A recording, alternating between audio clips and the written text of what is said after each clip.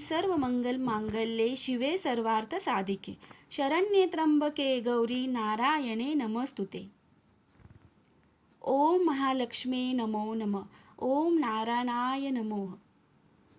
या व्हिडिओमध्ये आपण लक्ष्मीला कसं प्रसन्न करावे, लक्ष्मी देवी कोणत्या वेळी आपल्या घरात येते व त्या वेळेला आपण काय करावे आणि काय करू नये या गोष्टी पाहूयात।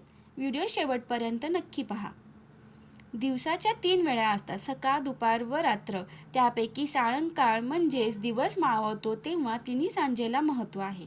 या वेळेत महालक्ष्मी आपल्या घरी येते असं सांगितले जाते। यावेळी काय करावे आणि काय करू नये हे पाहूयात। सगळ्यात आधी आपण काय करू नयेत, कोणत्या गोष्टी टाळाव्यात ते पाहूयात। सायंकाळच्या वेळी नेहमी दारं खिडक्या उघडी ठेवावी। घरात भांडण तंटा करणे टाळावे। अपशब्द बोलणे टाळावे। डोक्याला हात लावून बसू नये। कोणाला पैसे उधार देऊ नये। रडत चिंता काळजी करत बसू नये। अन्नपदार्थ फेकणे किंवा अन्नाची नासाडी करू नये। खरकटी भांडी जास्त काळ घरात पडलेली नसावी। झाडूला कधीही पाय लावू नये। झाडू नेहमी आडोशाला ठेवावा। दुसऱ्यांच्या नजरेसमोर येईल अशा ठिकाणी ठेवू नये।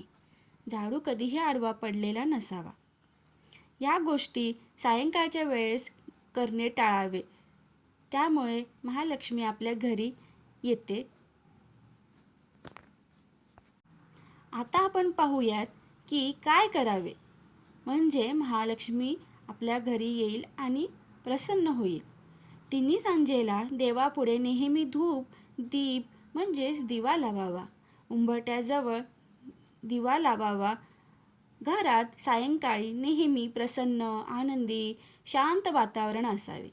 तुळशी वृंदावनमध्ये दिवा धूप लावावा। दिवा लावताना शुभं करोती म्हणावे व घरात लहान मुले असतील तर त्यांच्याकडून पण म्हणून घेणे। असे केल्याने त्यांच्यावर पण चांगले संस्कार होते। घरात सायंकाळच्या वेळेस मंत्राचा जप करावा किंवा ऐकावे।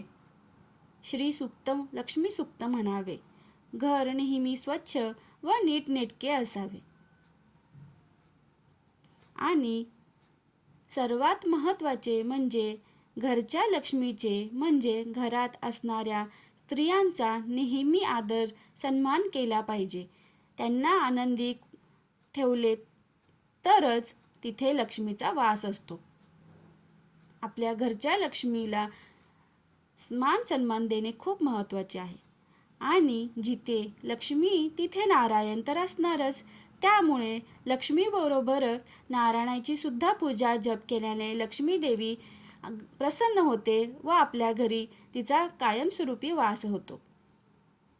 हे सगळे आपण आपल्या आजी आजोबांच्याकडून ऐकत आलो आहोत, पण काळ बदलला आहे तसेच सगळं बदलत चाललं आहे आणि आपणही सगळं विसरत चाललो आहोत।